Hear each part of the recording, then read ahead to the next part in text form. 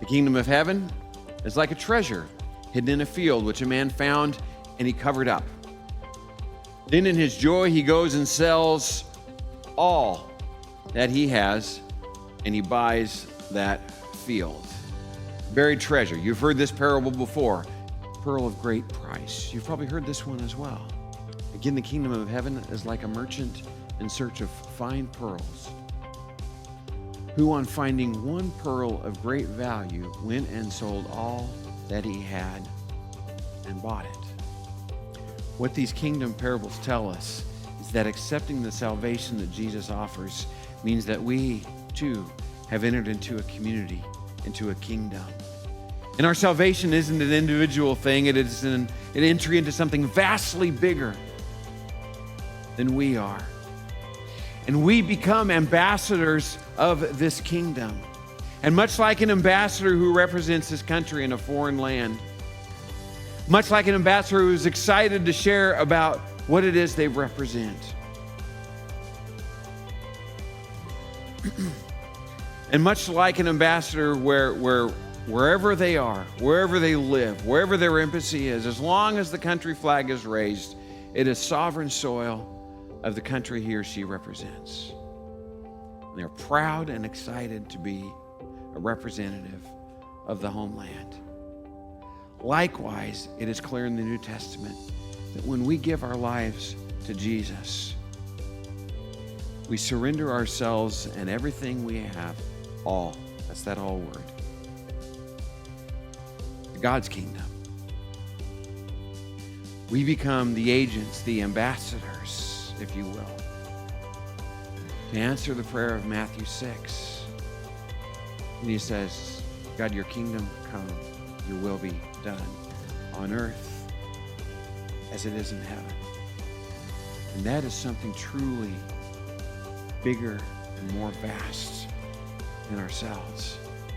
To bring God's kingdom requires a willingness to sacrifice and to give all.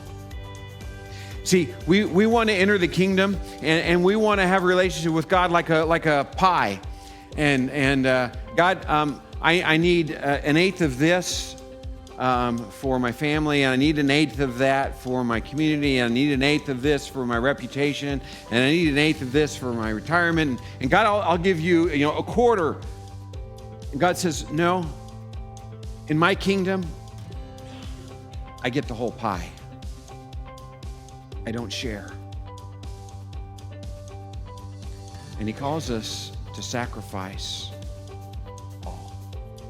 Secondly, to bring God's kingdom requires a connection to the excitement that we experienced when we discovered the gospel. Could you tell somebody today what that was like?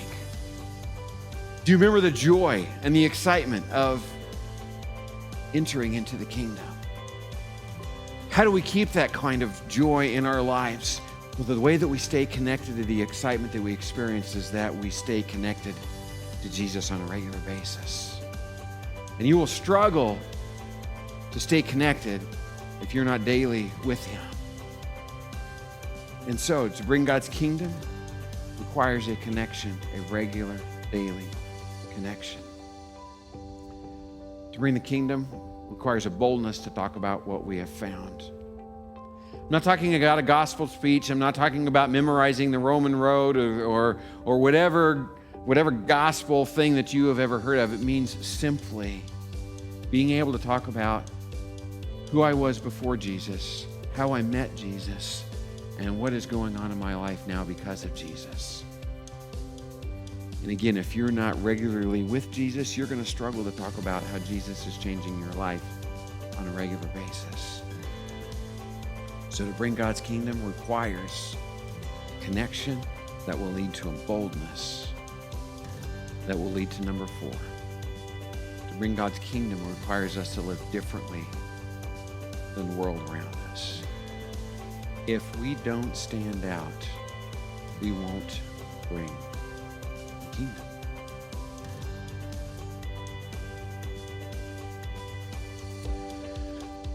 Which of these are you practicing the least today? Which of these needs do you need to work on? Where are you in the parables? Are you bringing the kingdom? Is God's kingdom advancing because of your presence in the community around you?